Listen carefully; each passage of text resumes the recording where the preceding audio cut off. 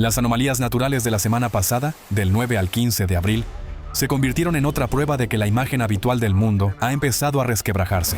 Donde ya debería hacer calor, está nevando. Donde normalmente hace frío, hay un calor como en pleno verano. El viento huracanado destruye ciudades, la gente se asfixia por tormentas de polvo y las cosechas se pierden por heladas repentinas. Casas destruidas, cientos de muertos, millones de afectados. Todos los detalles a continuación en este resumen. China.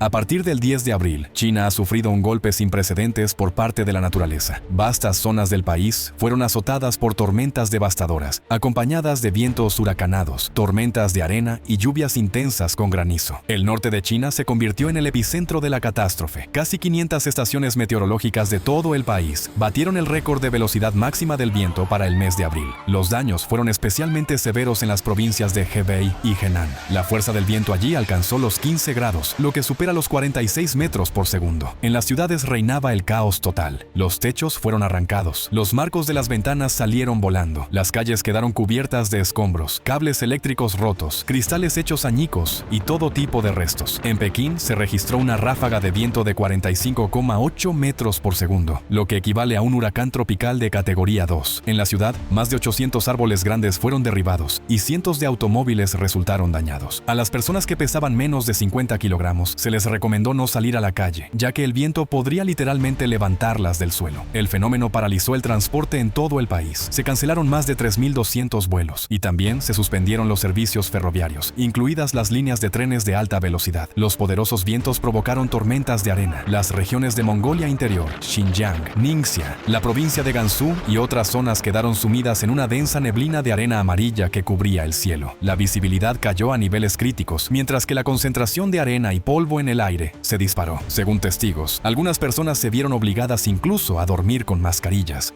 La tormenta se propagó rápidamente hacia el sur y el este de China, exponiendo nuevas regiones a su impacto destructivo. En la provincia de Anhui, un árbol cayó sobre una mujer que iba en una bicicleta eléctrica. Lamentablemente, falleció a causa de las heridas sufridas. Una intensa granizada repentina en la ciudad de Nankín, provincia de Jiangsu, causó daños a una gran cantidad de vehículos, infraestructuras y terrenos agrícolas. En el distrito de Nanchang, provincia de Jiangxi, la contaminación del aire provocada por la tormenta de polvo superó en 82 veces el límite recomendado por la OMS, una cifra extremadamente inusual para esta región. Corea del Sur.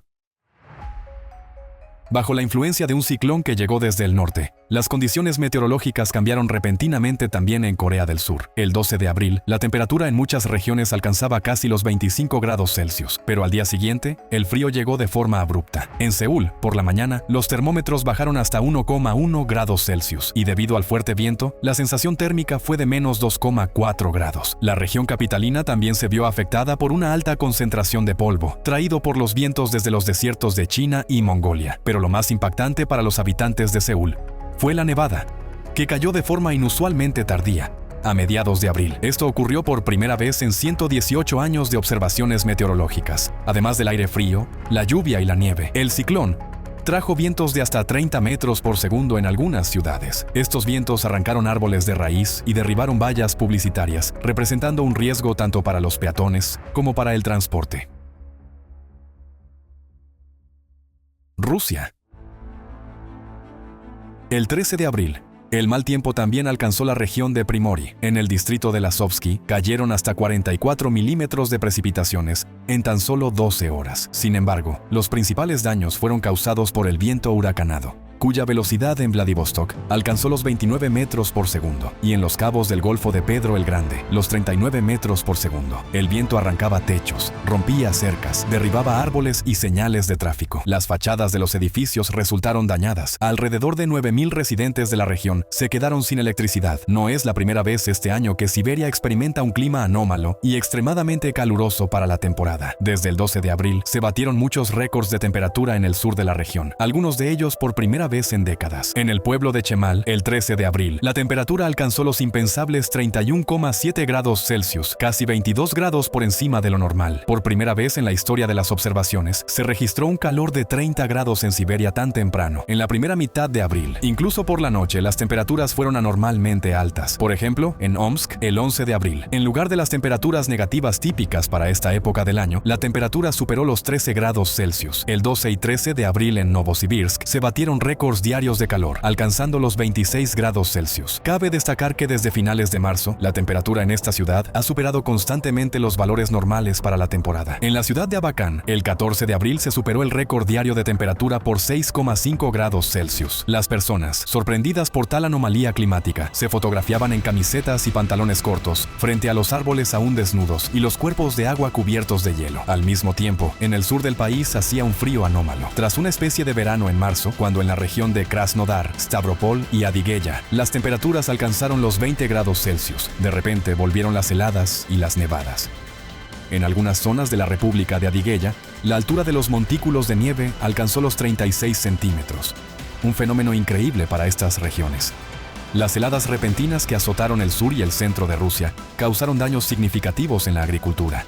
Las pérdidas en la cosecha de albaricoques, melocotones y cerezas podrían alcanzar hasta el 40%. Tayikistán.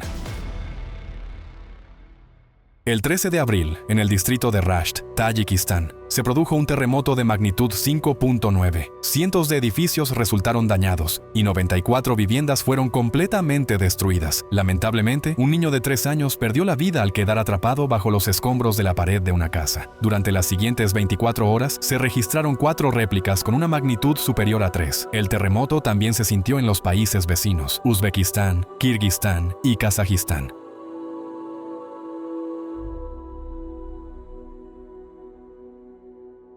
Turquía. Un fuerte frente frío provocó un brusco descenso de las temperaturas, nevadas y fuertes tormentas en al menos 25 provincias del país. En la ciudad de Aksaray, la temperatura cayó en pocos días de 26 grados Celsius a menos 3 grados Celsius. Estambul se encontró en el epicentro del impacto de la tormenta. El viento arrancaba techos y derribaba árboles.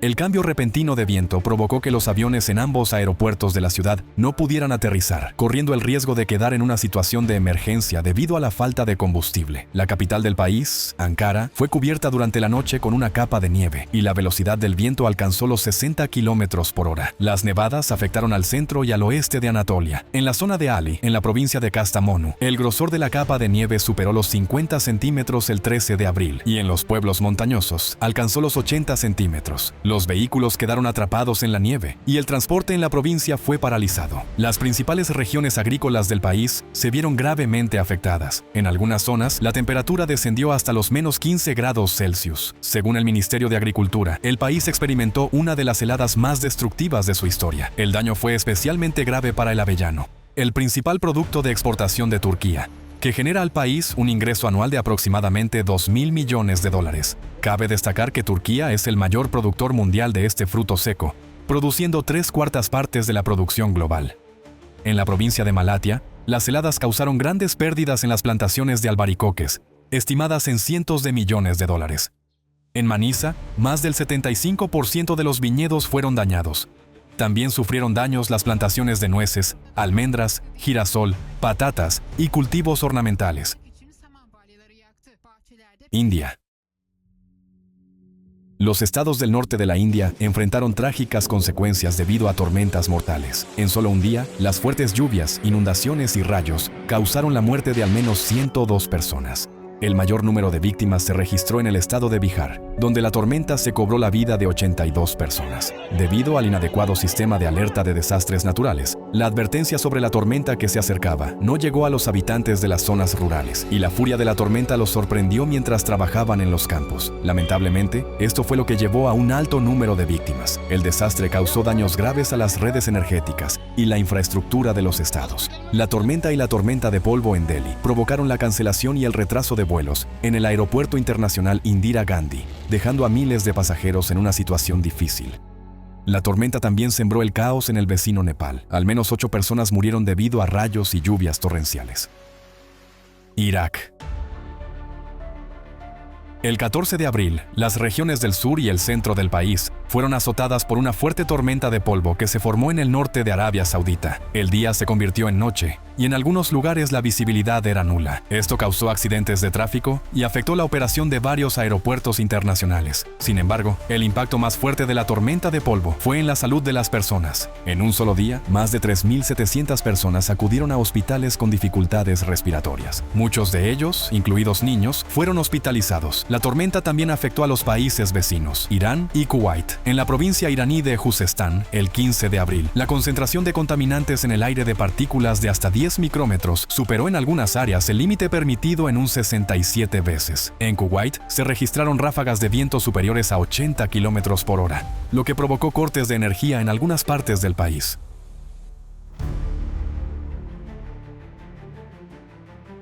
Hoy en día, cuando cada vez más personas se convierten en testigos de las crecientes catástrofes naturales y anomalías, en el espacio mediático continúan circulando desinformaciones. Los medios de comunicación no explican cuál es la causa del aumento de desastres naturales. No nos muestran hechos importantes. Y lo más importante, guardan silencio sobre el hecho de que ya existe una solución que puede detener los cataclismos en curso y prevenir el peor de los escenarios. En lugar de eso, nos tranquilizan con «esto ya ha pasado antes». Hasta ahora, todo está dentro de los límites normales. No está pasando nada grave. Antes, podríamos haber ignorado tales tonterías, pero hoy no. Hoy el precio es demasiado alto, porque se trata del futuro de toda la humanidad. ¿Por qué? Al ver lo que está ocurriendo, muchas personas siguen creyendo en sus cuentos. ¿Realmente piensan que esto no les afectará? ¿Acaso viven en otro planeta? Después de todo, cada uno de nosotros tiene seres queridos, familias, hijos. Una persona sensata, al conocer la amenaza, transmite la información y busca una solución. Si queremos proteger la vida en el planeta, debemos hablar abiertamente sobre el peligro real, sobre los cambios geológicos y climáticos globales, sobre los procesos que ocurren en el interior de la Tierra. Muchos se sienten impotentes, como si nada dependiera de ellos, pero eso no es cierto. Las acciones de cada uno de nosotros determinan el futuro de miles de millones de personas, incluidas aquellas a quienes más amamos.